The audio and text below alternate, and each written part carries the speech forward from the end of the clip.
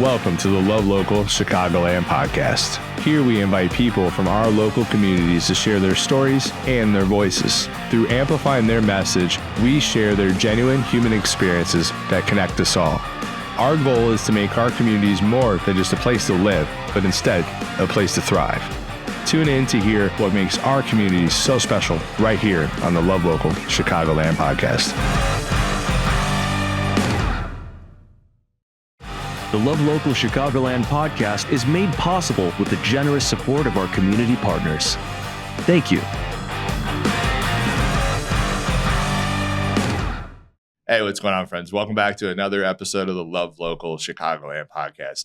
My friends, we're building out Love Local Chicagoland, Love Local in general, to love in the community and to uplift the community. And life is hard. It's full of waves of life, and things hit us in many different ways. And although we're not always going this deep on this show, today we're going to talk about grief. Grief is an emotion I learned later in life. And it sucks. It's hard. It's painful. And especially if you don't know about it or if you don't have people around you that could help walk with you through that faith and grief journey. My friends, today we're talking with two grief share experts at a local church out of Palatine, actually Prince of Peace, which is actually a church that I belong to, and good friends with Karl Fay, which he's the senior pastor, and he's also going to be co-hosting this with me today. So I know a little bit about grief. He's kind of like the master of grief and emotions and all of it through his life experiences. But our goal with this show is really to kind of let you know that it's okay to grieve, to feel emotions, and to go through what you're going through. And we hope that our stories and also some best practices that both Jan and JoAnn will share with you, and I'm sure Karl will have some say in that as well, can help you. And this grief is never going away, my friends. We're not sitting here saying we're going to try to heal it. It is a lifelong journey. So being able to understand it and that it could come in different ways is something that we hope through our conversation today we could bring to light for you. But Karl, man, I'm like, this is the first show we're co-hosting together. Yeah. This is kind of cool. This is wild. Yeah, man. I'm really excited. I'm obviously a fan of you. and I you. Yeah, there you go. And you're a senior pastor at Prince of Peace. Yeah. Also an artist. Indeed. Yeah. What else should people know about you? So I'm married and we have 4 kids. So that's another aspect. And honestly, grief is a large part of what launched me into becoming a pastor. So, yeah.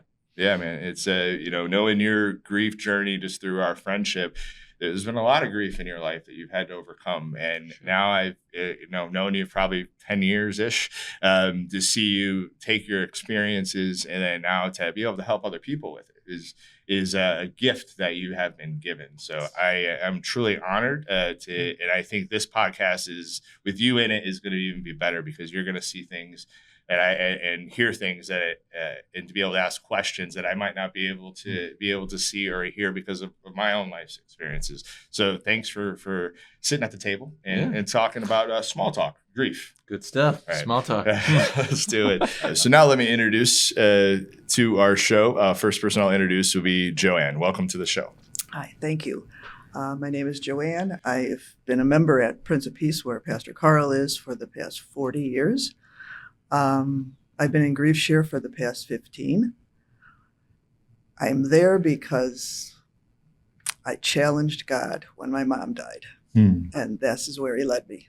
Well, that's beautiful. 40 years. That's pretty remarkable. And I love the way that you said that. Like, you challenged God, and now you're here from the things that you've learned and that you've grown from. So Thanks for sharing that, and look forward to this conversation today. How about you, Jan? Hello. Yeah, hello. I'm Jan. I'm also a member of Prince of Peace, Midwesterner all my life. I have 2 children, and I am also involved in grief share because I went through grief share, and JoAnn pulled me into facilitating with grief share because I've gone through a lot of loss in the last 6 years of my life as well. Yeah. Grief is hard, and we're better when we go at it together, right? And so I appreciate you both being here today. For the bottom of my heart, we kind of threw you into this, but it's because of your experience, and it's because who you are as humans. And the hope is to be able to just through our stories, we hopefully could help some people that are out there. So grief is hard. You both talked about that. It's led you to where you're at now. Either one of you could go first, but what is your grief story and kind of what's led you to here coming from the grief perspective? Well, my mom died when I was in my 30s, and my dad died. That was my early 30s. My dad died in my late 30s. So that's really what catapulted me, because when my mom died, as I said before, I really was angry. And I went to the new pastor who was at our church, and I challenged him, or I challenged God through him. And he just told me to wait and see what God had planned. And then Phyllis, who was the original leader of Peace Group, or Grief Share, just kind of pulled me in. And I realized that is what God prepared me for. Yeah. So that was the silver lining that I found. And I knew I had to watch for a silver lining for all of it to make sense.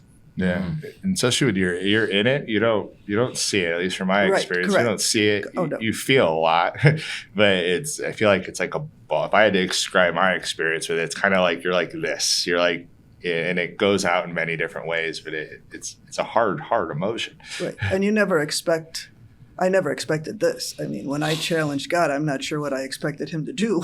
He's like, I see but the future. I'm not sure it was this.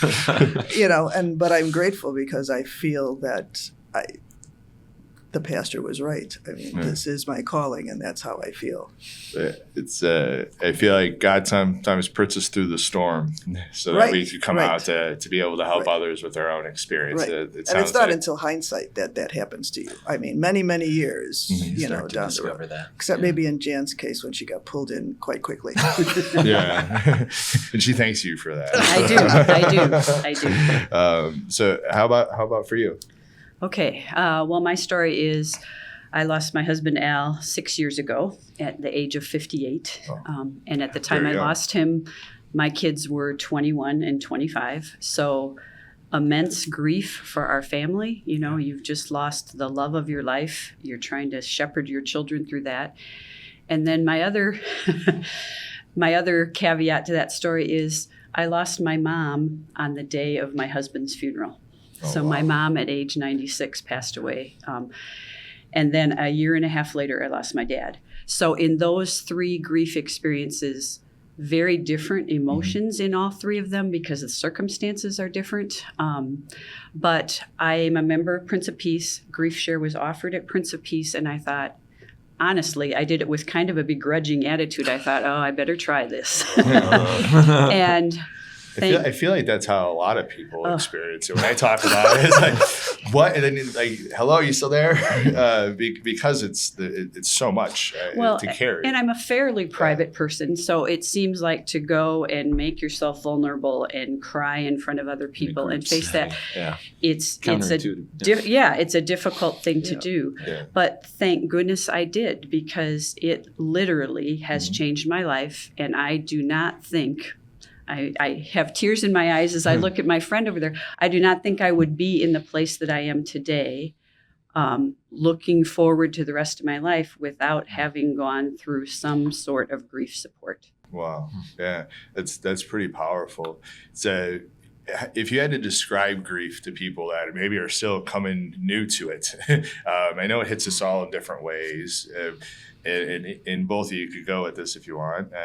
How would you describe grief for yourself? Wow. Well, it's there. It's there. I would say, I'm going to talk about the loss of Al, my spouse, because I think that you're going through the loss of someone, but it literally changes everything in your life. I mean, it changes your sleep patterns. It changes your eating patterns because you no longer have your emotions are all over the place. I mean, sometimes you're numb, sometimes you're high, sometimes you're low. It changes who you feel like you are to your core. It changes your family relationships. It changes your finances. So not only are you dealing with sad emotions, but everything has changed. Right. And I feel like when I walked into Grief Share that first day, I think I felt like no one understands this because no one knew Al the way that I did. So how can anyone understand it? But when you seek out community, you realize there are common threads there that you can be supported by others. But I guess I would say, oh my gosh, I did not expect grief to be what it was. It's, everything. One big loss that sets into motion a domino effect of other losses that you just all of a sudden have to encounter as they come. Correct. Yeah. And you can feel so isolated and alone. And yet when you start to come out into community, it's like you realize some of the universal and connectives kind of stuff. Right. Well, and my experience, I would say, because it happened my mom died 37 years ago. So 37 years ago, coming from a staunch German Lutheran family who doesn't show emotions at all. I didn't even know they had emotions.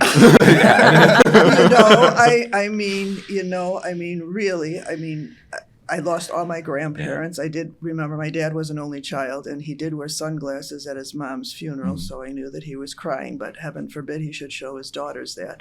And I don't remember any of my aunts and uncles or my mom or ever showing any sort of emotion. So, and my kids were young when my mom died, which was the first significant loss. So it was just kind of like we plowed through it all, my sisters and I and my dad, and we didn't talk about it. I don't know. I'm by the grace of God, I think we have all came through it, but we didn't have any of this. We didn't have Grief Share. Nobody talked about it. Who talked? Nobody ever said, except for one person who I was in a ministry with at Prince of Peace, sent me a card on the anniversary of my mother's death and said, "I'm thinking of you." And that also changed the trajectory of me realizing that you actually do need people who maybe they don't know you well, but who will listen or who understand what you've been through. Yeah. And I think that's also was a key ingredient on getting me here. That's incredible. One little card with that simple acknowledgement. That simple acknowledgement, yes. Because I had never, literally, I can vision myself standing in my kitchen crying at that moment because I'm like, she barely knows me. And she sent me this card. And that kind of was like, oh, I think I need people.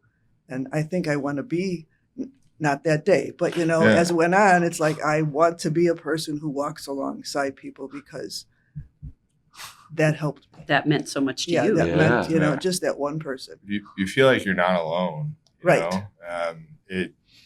It's just a better way to do life, especially when something like grief comes your way, especially for you. It sounds like unexpected losses. That's a different type of grief that I guess I wouldn't even begin to understand. And it's grief is hard. And when we could go through it together, it's just one little card, one little handwritten card could do so much for somebody. I go to God puts us through the storm sometime to be able to help uplift people. And it sounds like he pushed you through a storm, but he surrounded you with angels in a way. Well, and it's hard because I think it's hard to tell people, say that to people, like when they're going through it, to look at the rosy part of the other side, or even tell my story when I'm talking to somebody because they're going to go, oh yeah, okay, sure, JoAnn. But it's true is you don't look for it. It just, it just happens at some point, but there's no time frame to when that might happen for you. For Jan, maybe it was when she came to Grief Share. For me, it was that, that card, but for somebody else, it could be several years down the road before something is there that sparks them into, oh, there is a silver lining. I'm not saying you're going to know it like in a week or a month or even a year, but they're just like the pastor said, give God a chance. Yeah. When I see the word hope, when you're in that beginning grief process, like, is there hope there? What's with the emotions? When does hope come into play within grief from your experiences? Well, it's different for every person. I would say at first, I did not feel a lot of hope because so much of what you have looked forward to in the future is now different. It's the unwelcome guest, the unplanned guest who shows up and takes everything. And so it's mostly about a lot of darkness and a lot of impossibility and grappling with the loss of something or someone that is near and dear to you, important to you, has defined your life, that you've relied on, that you've known, that you've anticipated toward the future, and all of a sudden everything is turned on its head. And I think obviously you know grief is going to be hard. It's sad. But oh my gosh, it is much harder than I thought it would. And as we hear other people's stories too, it's like, okay, everyone in their life probably goes through grief and loss, right? How can it be this hard? But it is. Yeah, it's definitely hard. I've learned a lot through grief. I think I thought I knew a lot until when I was wrong. And when I lost my grandma, I saw grief within myself come out differently. But then I saw each of my aunts and uncles grieving totally differently. And I go back to grief is really a powerful emotion. But you guys both have talked about it, to be able to walk through that with somebody and to be able to get that card from somebody and it's okay to feel what you're feeling and you don't have to fix it right now. I think is so powerful. As we continue the conversation along, and you've touched base on this a little bit coming from community, walking with people together, but how did you and how do you work through your grief? Because grief is never ending. It's not just something I get a pill, it's done. He wouldn't have a job if that was the case. Yeah. True story. Yeah. True story. I think through my going through it and then through seeing walking beside other people, you realize you have to go through it. You have to allow yourself to feel those feels. Because I think if you stuff it down, if you go on with life and don't deal with it, it's going to haunt you forever and come out in ways that are unhealthy for the rest of your life. So unless you realize that my life has changed and I need to make, at some point in time, that's when the hope comes through. I need to make a conscious choice of how to continue on and face the lows so that you can come through the other side. You carry that grief and that love with you, but you have to feel all the feels and allow yourself to go through it. Yeah. Right. No, there's no way around it, right? You have to go through it. From everything between the prep call, between being his friend and having small talk. Yeah. Right. No, yeah, you do. Totally. I mean, from watching people or being with people for these 15 years, it's remarkable when you can see them, start to work through it while we're going through it for the 13 weeks, not finished it, just beginning, but you can also see when people are struggling to even start. Yeah. It's a big difference. And it's hard. It's just, it's hard. I mean, I can only say it from watching people because of my experiences being so long ago with those German Lutherans, but, from watching all the people who've gone through grief share in all these years, watching Phyllis, who we touched on, walking with her through it, walking through it with my dad when my mom died, was a big thing. I never thought that he would have made it through, and because she was his everything. But he did, and that makes me realize that even though I'm not quite sure when I come to grief of losing a spouse, it makes me realize that we do make it through. My faith will help me through. God will help me through. I'm not sure how he's going to do that because it seems like an impossible task. Especially it seems like an impossible task, but I've watched it happen over and over again, and that's his promise. And that's where I see it. That's where I see the hope is that he brought me through when my mom was sick. she had a long illness, or not a long one, but an illness. And that is when that's when my faith hit the road, is when I realized, hey, I need God because I can't do this myself. Yeah. So from a faith perspective, that's what helped me. There's that, it sounds like there's that powerful moment that happens, and it isn't a singular moment, but that determination that you're going to not avoid it or delay it or whatever. You're going to turn toward it and face it head on. That's where the shift starts to happen, and where the new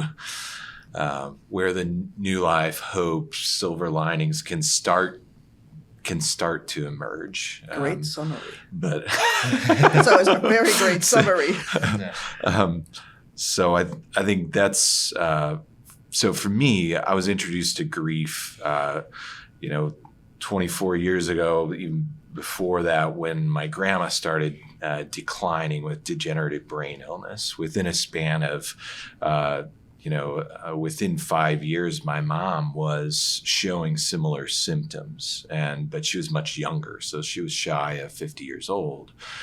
So some of those senses of like, this is incredibly unfair, unexpected, it just sort of derails everything, were very much present, especially with grief with my mom. It just it wrecked my family in significant ways. And as we were deeply embedded in our church and our faith, and so even that unfairness piece was that much more heightened, because we were living, trying to be good people, helping others, and now all of a sudden this shit hits the fan, and like the person who's kind of at the center of all of that. I love that. Like, drop the mic. Cool. We need a clip off of that. All right, keep going.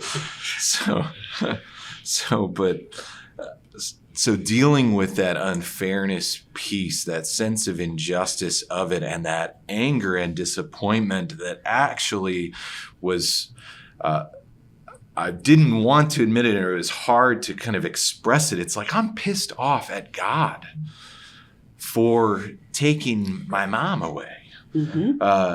And because I'm pissed off at God, I'm directing that anger out toward the universe. It's leaking out in all sorts of other ways in my reactions to people. And so one of those things that started to release new energy for me was the ability to express my grief as anger at God and disappointment with God. And there's this prayer book in the middle of the Bible, and like a third of the prayers in the Psalms are laments, are kind of messy, ugly, gritty, honest prayers that a bunch of them that you like don't naturally think like, that's how to pray. Mm-hmm. Yeah, like that's how good Christian people pray. Let's be nice all the time. No, they're like hurling your expletives at God. It's like throwing chairs in your relationship with God, where you should be most free to just be honestly who you are, because He already knows, right? Yeah. And so expressing some of that. That you don't have to hold it all in, right? Like you could let that out. You could let that anger out. You could let that frustration out. Because I didn't mean to cut you off, but when you hold that in, it usually comes back pretty dark ways, right? Yeah. You're gonna express it toward other people and take it out on others or yourself. Yeah. If you aren't directing it toward God. And so it's kind of like the number one thing I try to tell people that helped me in my grief, and that I think can help people, is like you're turning to face it, and also that you have permission to grieve in whatever way you need to, in whatever emotions you have. Give that over to God. Throw rocks, beat on God's chest, all you need, all you want. Exactly. You can take it, okay? There's a powerful image. I'm an artist, so I speak in images, right? So I read in a book a while back, it's like, grief is kind of like the darkness descending. I'm a fan of sunrises, sunsets, and the beauty of the light and color that occurs there. And it's like you're looking at the sunset, and maybe that's a better time of day for a lot of you than the sunrise. But like you're watching the beauty of those colors, but the sun is disappearing over the horizon, and you want to live in that moment, but you can't extend it any longer, right? So you're inclined to linger in a sunset and try to hold on to it real tight, that beauty, and maybe even run after it toward the west. But the thing is, the quickest way to get to the light is actually to turn the other direction and to go through the darkness. And then there, surely, again, the sun will rise. It always does. And that's the quickest way to get to the light. And what you're feeling is okay as you push through the dark, which is they're not fun times going through the dark. Right? No. They're painful, and it's different for everybody. But by going through it, you're able to process it and work through it, and which then can help on the healing process. Like you said, like we said before, Absolutely. it's never gonna go away. It will change over time. I wish I'd met you all earlier in my life. I think I probably had numerous pieces or times of grief, but the two that I think of the most are one when my grandfather died, and it was before I knew you, before we were involved in the church. Didn't have that community of people. We just we went to our jobs, and that was it. And we lost him in 2009, and I think I'm always one that wants to keep the family together, do those types of things, and that really portrayed and how I made mistakes with my grandmother passed about 10 years later, a little more than that, 12 years later. But going through my grandfather's grief, I just numbed myself. And it went in. So it was Pabst, because that was a beer that I thought he drank, and I was later told that it wasn't that beer, but when I was a little kid, and Jack Daniels, and I drank a lot, and I drank more than what is healthy. Right. And because I was trying to numb, instead of going through the darkness, right. I was numbing it so that I didn't have to go through the darkness, because the darkness, it just sucks. There's no other way to say it, but you have to go through it. And, as I look back on that, there's some grace within all that. And, I think, and if I could go back, I would just remembering the good times. And as you go through the darkness and have that gratitude of we're not here anymore, but man, it was beautiful, and for whatever ways for anybody else. But for my grandfather, I have a father. He's an amazing dad, a loving heart. I am very much a lot like him in many ways. But my grandfather was very much a father figure, and I think we both would agree on that. That we both have that journey. But I didn't deal with it, so it took, I look at that time frame, and then I got into Prince of Peace in 2013. We joined in 2011, but we were the people that didn't always go. In 2013 is when we started getting involved in church, and I understood. And I don't think you have to go to a church. If people don't want the church, I think there's many other ways, and we'll talk about that. But being around people that and talking about it, and being around people that are going through the darkness and seeing that, but there is hope. There is ways to go through this. I think, to me, it's a part of that faith journey. And then or the grief journey. I look at my other side of my grief and how I thought I knew it all in 2021 when my grandma passed away. And I was very much that one that wanted to control and help everybody. But the mistake I made, and as I look back, is I was trying to, I wasn't walking alongside people in their grief journey and allowing them to feel what they were feeling. And I glad I went through that. I'm glad it's over, and I'm glad I learned through that, because, I look at different relationships throughout my family, and I wish I could just go back to be a friend and just a loving son, a loving nephew. And instead of just trying to keep it together, I was trying to be well, why aren't we talking? Why aren't we doing this? Why aren't we doing that? Instead of just letting God do his thing, and for each of us to go through that darkness, hopefully with ourselves, but maybe some of it with alone. But so what is, as we've looked through this and we've shared some of our faith journey, and we've talked about some things that have helped us, but what are things that have helped you, and what do you see being grief share, people that run grief share within a church? What do you see that helps other people too? I would say, find your people, whoever that is. Right. If it be grief share, Right. if it be a grief support group, if it be a community of friends that can help you, if it be professional counseling, don't underestimate. JoAnn and I we provide a safe space for people to vent their emotions, but we are not professional counselors. Right, So that helped me as well, professional counseling. And the other thing I would say is it's hard, but ask for help if you need help. Right. I mean, you realize hard. that as you're sharing things in grief,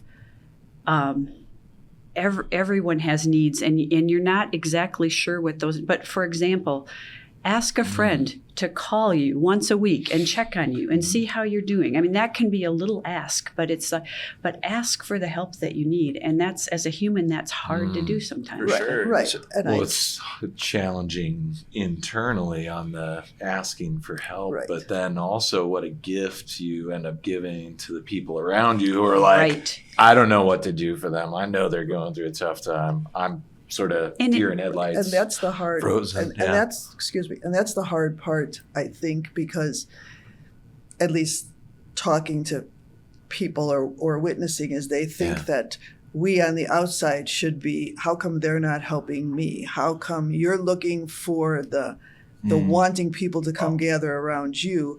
And I think the hard part is, even when we say that, is it's not fair, but really you need to ask them, because I'm going to serve Karl the way I think I want to be served, because I don't know Karl. So I'm going to, or Jan, I'm going to give him what JoAnn, That was my mistake. what Just JoAnn Right. wants, So if JoAnn thinks, I'll need food to feed my family, I'm going to bombard people with food, but that's not what people really need you to say. Hey, as simple as would you come mow my lawn, or could you drive my kids somewhere? And that is hard for humans to do. I mean, it is. But that is really the onus shouldn't necessarily be on the person who needs the help, but it really is a way to, I think, get the help that you want or the help that you need. It helps get you unstuck from that place that you can go in that loneliness, is also to be kind of resentful that people aren't showing up in ways that you need and don't understand. It further solidifies that isolation. Absolutely, it does. You're sort of offering up an olive branch that says, here's a window into my world. Here's what I'm experiencing, and here's how I need you. Right.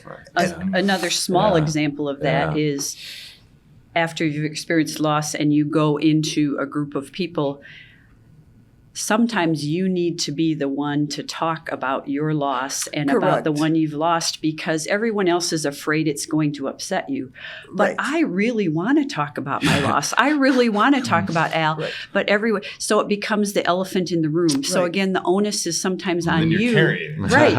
And because no one talks about it, and it becomes very awkward. So sometimes, again, that the pressure is not the pressure, but the onus is on you to say, it's okay to talk about Al. Let's remember him. Let's talk about those joyous memories.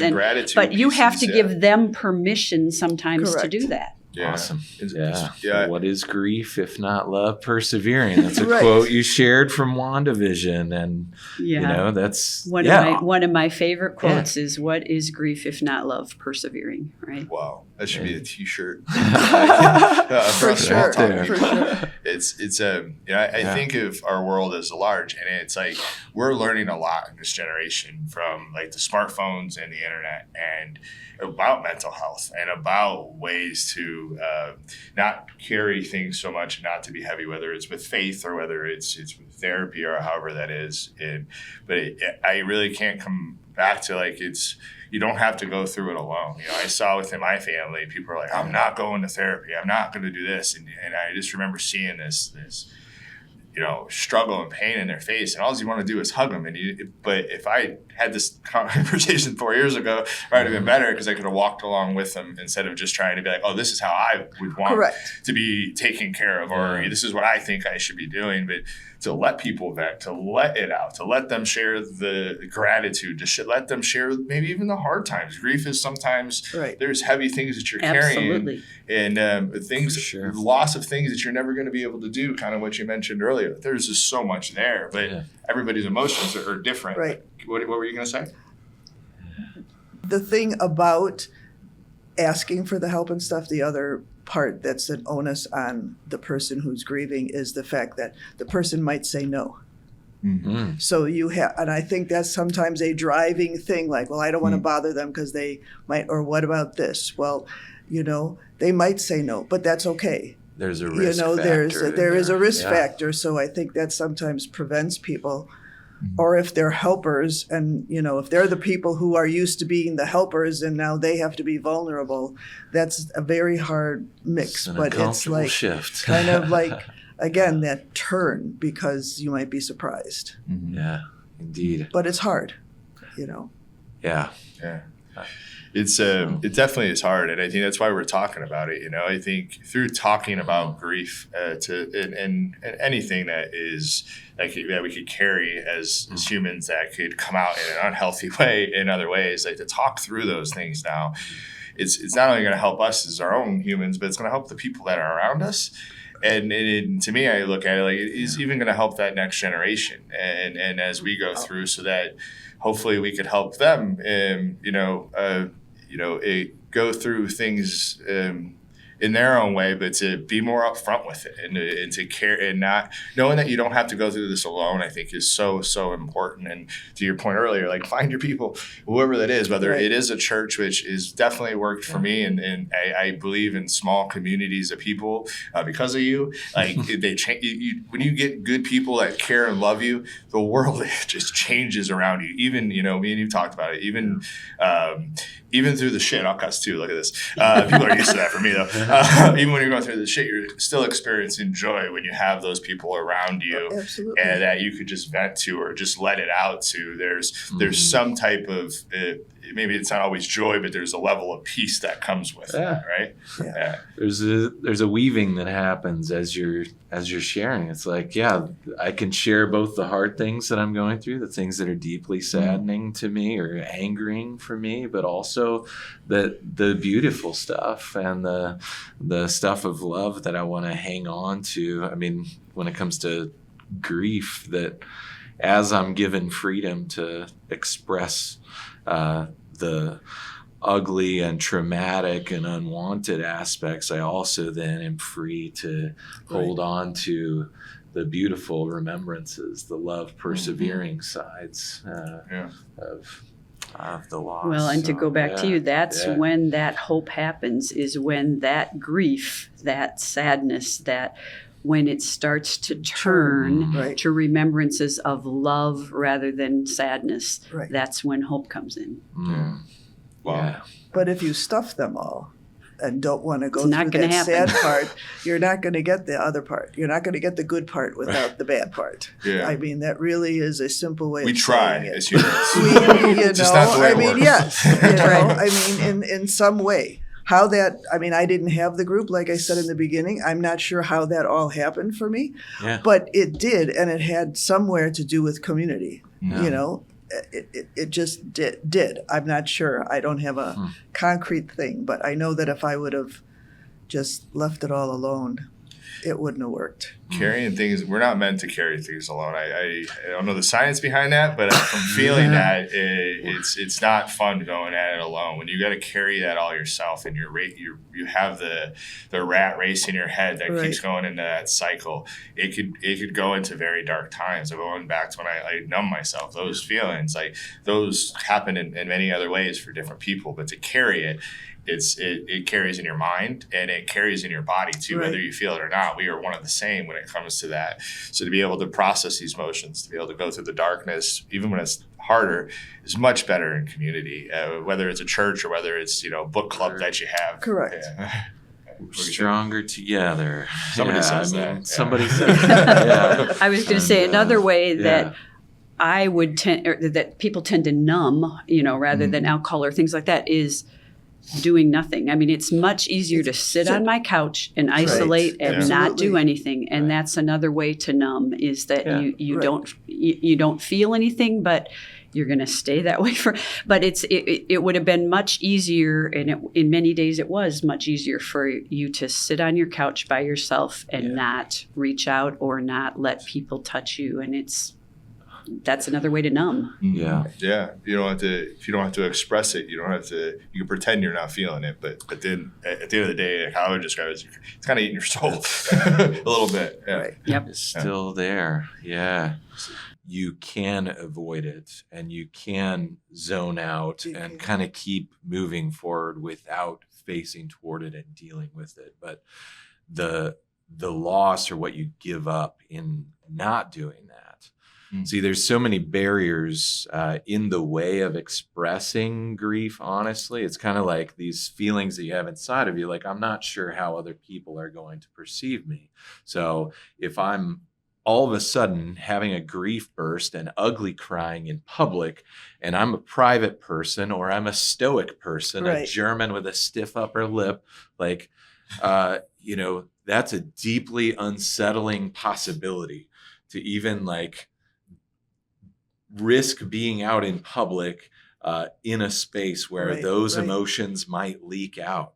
But see, I think one of the things that as you give yourself permission to do that, to express grief, is you sort of lose some of your inhibitions about like, okay, so I'm just going to cry more easily now in my life. And I'm going to do that in public with people, but and maybe that's going to become a spiritual gift that now I'm going to help other people to cry. Like some people have told me that. That is one of Karl's gifts. I can help He people cry. allows us to cry and cries with us. Yeah.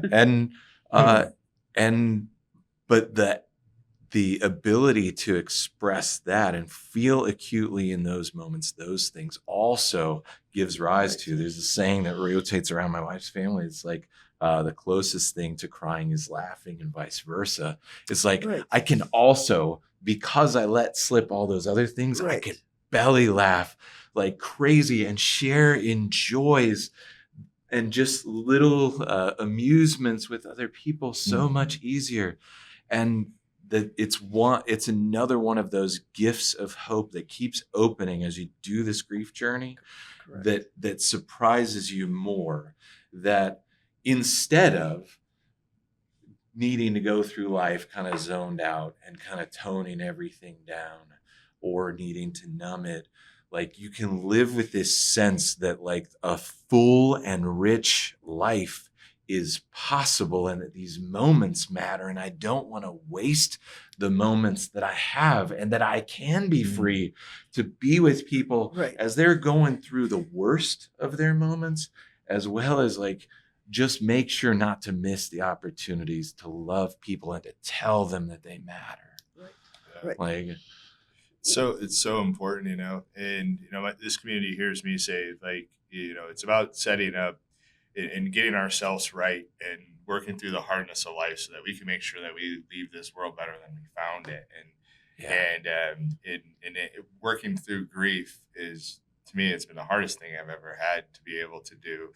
But now that I feel like I'm on the other side, like to be able to walk through that with people and allow people to feel what they're feeling and to be able to support them is, to me, has really become life-changing in a way that's privilege. It's a privilege, like life's short, listen, Ecclesiastes, like generations come, generations go. Like we're not going to remember the past generations, just like the future generations aren't going to remember us. Like, so what work can we do here now to help work through this here on earth so that we could make sure that like this next generation that's coming up experiences a little bit, is more set up to be able to go through this. They're going to have to do it their own way, but if we could give them a solid foundation and by teaching them, I think is so important. So a question I think I have, if somebody's sitting there like in grief right now and they don't know where to go, they're maybe they're numb, they're frozen, they're on the couch. what questions should they start asking themselves to start that chisel upwards to be able to work on it? It's never going to go away, but to help in the improvement of grief. What questions should they ask themselves? Wow. Small talk here. Yeah. Yeah. You got anything? You got anything? Yeah. Because So You like grief, so. I believe strongly in. Desmond Tutu is one of my heroes or examples, and he lays out a path to healing. When you choose to face pain, when you choose a path of healing and getting through the darkness, then the first kind of aspect of it is kind of naming the hurt, naming what it is that you're actually feeling, and then telling the story. And then in telling your story, then there's kind of this move toward, I mean, in that paradigm, it's more about granting forgiveness, but it's really about recognizing a shared humanity, that I'm not as alone as I would have imagined, that we're more connected than I had thought. And then, so that brings you into community, where all of a sudden you can come to a place of higher ground. But I think some of those incremental steps, and whether you're doing it through journaling or whether you're doing it in a group process. Right. And you have to be willing to be vulnerable. I mean, that's your biggest thing. Know that, might be the biggest hurdle. Know that you are. Which, let's be honest, you are. Sucks. Right. It does. You know, but know that vulnerability is where your journey kind of starts, to say, I am willing to be vulnerable, because without that, I think it's, or I'm willing to try.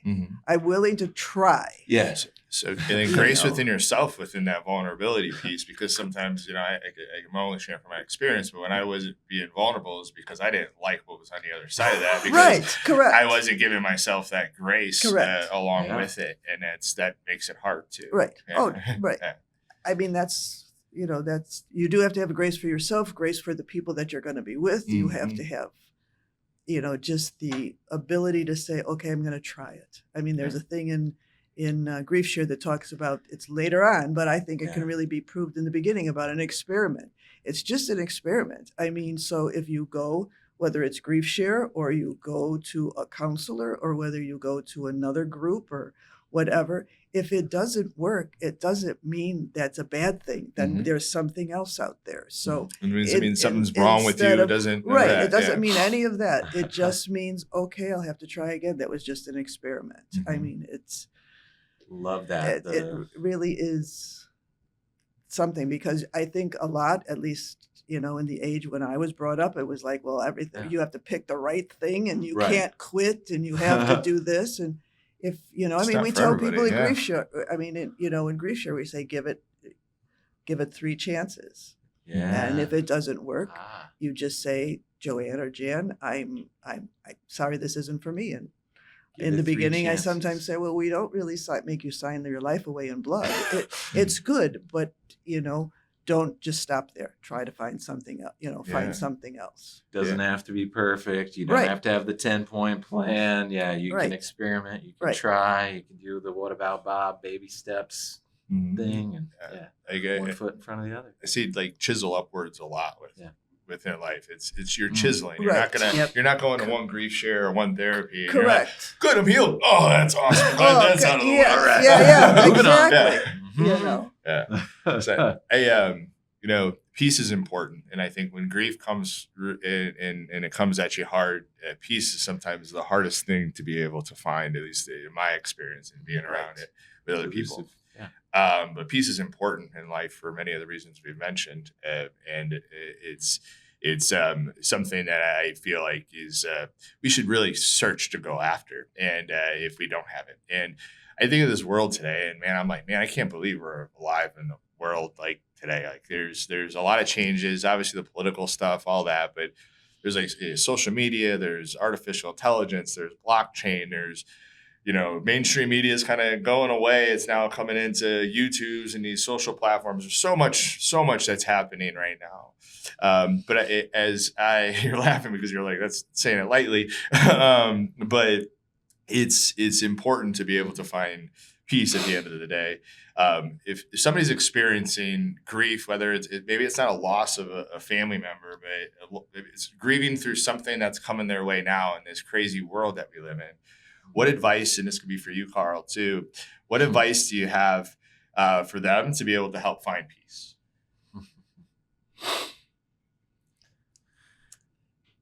One of the recognitions, given all the things that you're referencing, is we do live in a very big and fast-paced world that is ever-changing. And change is a certainty in life, right? It's helpful to shift perspectives. All of counseling, I think, is built on this premise of differentiating between what is it that I'm experiencing that I can control, and what are the things that I can't control. And when we're honest about a lot of those moving parts, we can pay attention to news cycles, and we can tap into social media, and we can watch weather reports, and we can try to be as prepared as possible and as well-versed as possible. But things are going to still change, and they're going to still surprise us. And there's all sorts of things there that we can't ultimately control. And that's a vulnerability piece, to just own up to that fact, right? So then once you start walking it back to well, what can I control? I can't control how other people see me, Right. or how they respond to me, or how they answer when I ask for help. I can't control even those things. But what can I control? I can control my own choices of how I'm going to determine to live, how I'm going to seek to trust in greater goodness or life or love as the unifying forces of the universe. I can choose to move toward other people with a sense of grace and patience and love, seeking to offer the best of myself as I show up for them. And I can seek to love myself as well. So that's I feel like you're like the peace master. Maybe that's your new nickname. Nice. I like it. I like it. Cool. And you've taught me peace, and through that philosophy and other things, it has helped me. And that was why this question has come into this. What are some things and actionable steps that you have taken to help you get to peace, maybe when you weren't? To me, I think I see you taking walks. I see you doing other things. What helps you get there? Mm-hmm. Yeah, I mean, it can be as simple as slowing down and paying attention to your breath. The ability to breathe and the recognition that your heart is beating at this very moment. Those are awarenesses that tap you into the miracle of your existence that you are a recipient of right now. And when you're aware of basic gifts of life that you've received, that you can't control, there's a beautiful gratitude and a slowing down that comes in that. So one thing I didn't share earlier that I'll just share as a reference point, this became very clear during a more recent round of grief. So my dad died during COVID. And so he died on a ventilator. I visited him in the hospital when we were in the midst of pandemic, and my sister and stepmom went in. They had to put on these hazmat kind of suits to go into the room with him as he was breathing his last. And that awareness of the importance of breath, both in terms of how it played into a traumatic loss in my life, but also on the other side of it, how it becomes or how it is always a gift, is powerful. In our family, one of the ways we experience peace is just simply to tap into our breath and to synchronize with one another each night when we come together for dinner. And so we hold hands and we close our eyes and we just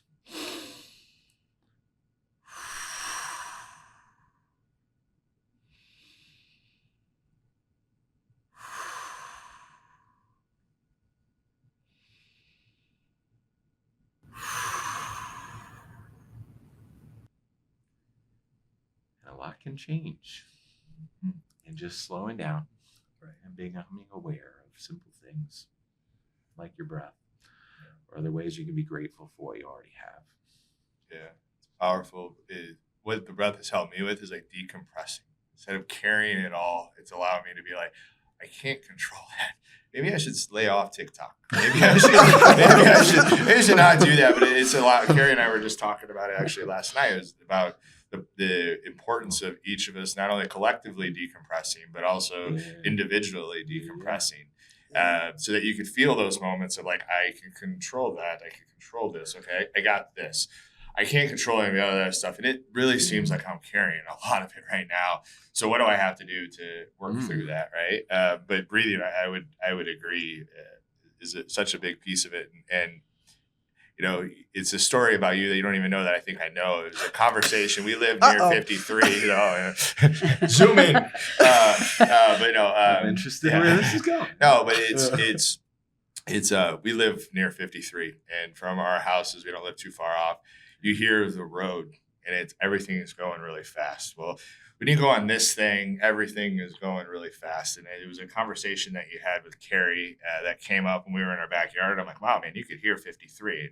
And she was like, what Karl said was like, I either have I hear that. I either have a choice to be like, I could be like that. I could go fast. I could do this, or I could be more intentional and I could make sure I get that time for peace or that time for decompressing those times. And I'm butchering that exact thing, but the storyline is what it was, is like, we're in a really fast-paced world. To find time to breathe, to find time to decompress in whichever ways that is for you, whether it's walks, whether it's running, whether it's reading a book, whatever it is for people. Lean into those things because it helps us do life better, especially in heavy moments, when we're experiencing grief or other really, really strong emotions. So I appreciate you sharing that piece. Yeah, getting into nature is big. Yeah. Talk about perspective too, you know. Yeah. Find something bigger than yourself. Yeah, we're nothing. Right. Yeah. There's a lot going on around me. Yeah, we're nothing. And you kind of detach from yourself too, which we've talked about before too. Yeah.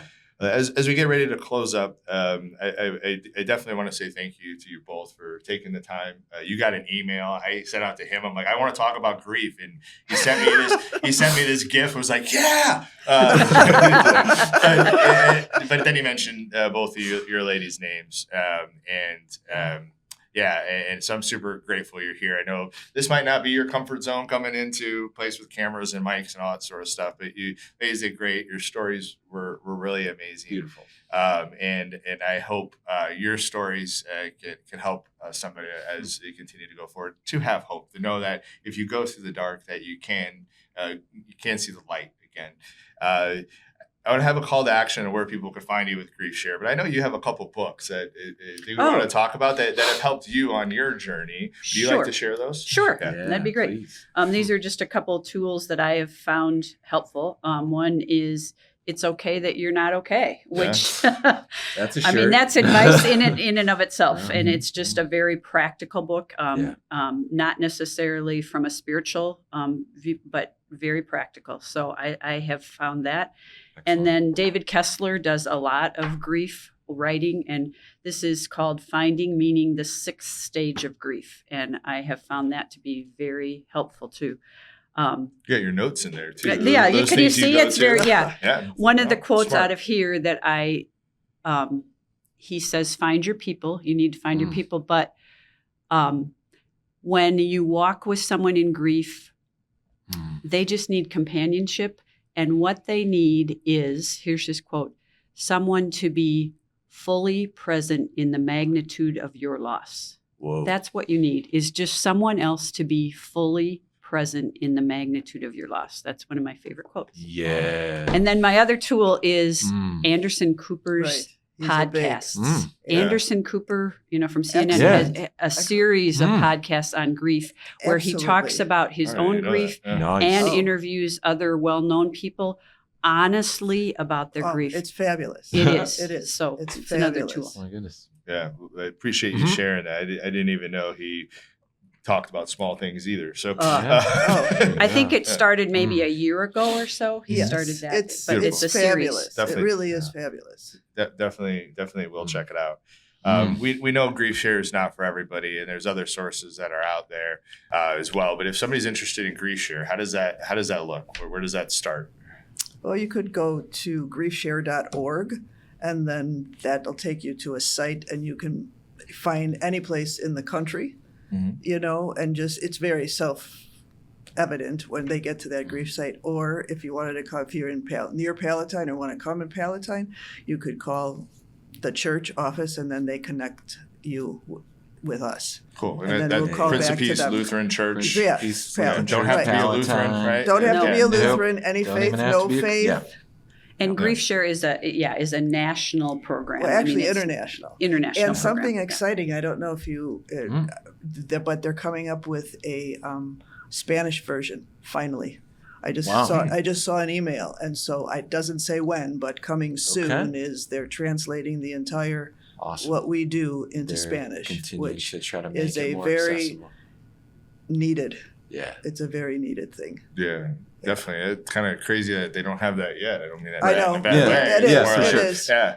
Yeah. Grief is Yeah. us all, whatever ethnicity we are. Right. So, Yep. yeah. Well, thank you for sharing that. And again, I appreciate you ladies both coming here to have small talk with the hopes of being able to meet people where they're at, and hopefully this conversation they could pull something away from it that can help them chisel upward on their grief journey, or come alongside somebody else and walk with them on their grief journey.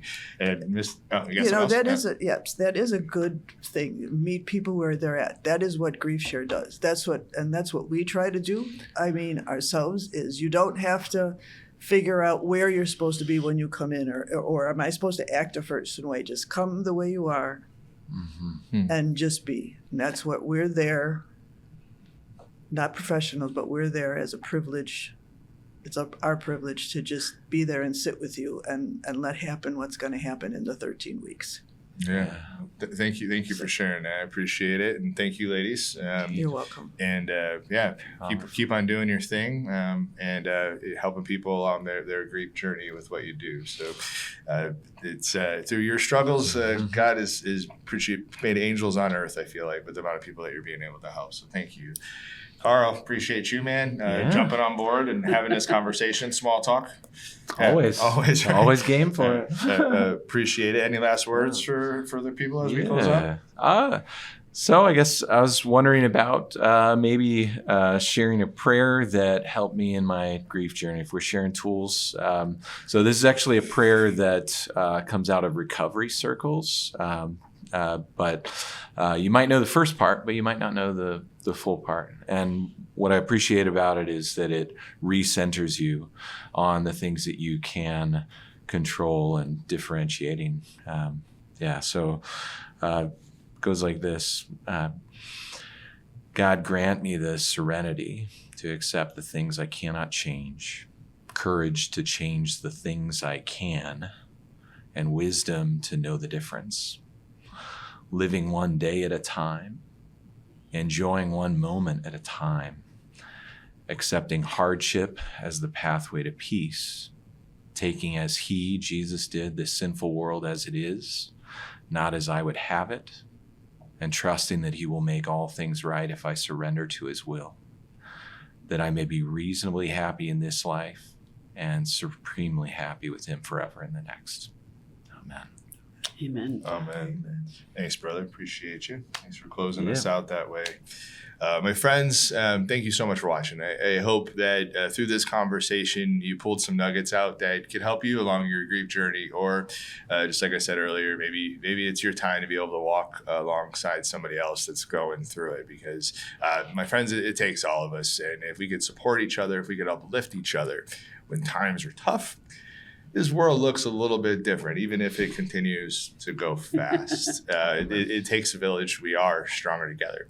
If you're looking to get involved with Grief Share, Prince of Peace Church in Palatine is where these two ladies are at. But just like they said, you go to griefshare.org to find more information for maybe a place that's closer to home for you that fits within your needs. But don't think you have to go at it alone, whether it's Grief Share, or whether it's some other form of therapy or small groups. We're stronger together. And when we could open up and be vulnerable and work through that stuff, life is, in my experience, so much more joyful, even in the shit. So appreciate you watching. I think this is going to go out right before Christmas. So Merry Christmas, Happy Holidays, and may you have a blessed and wonderful 2025. Support local, love local, and stronger together. Peace.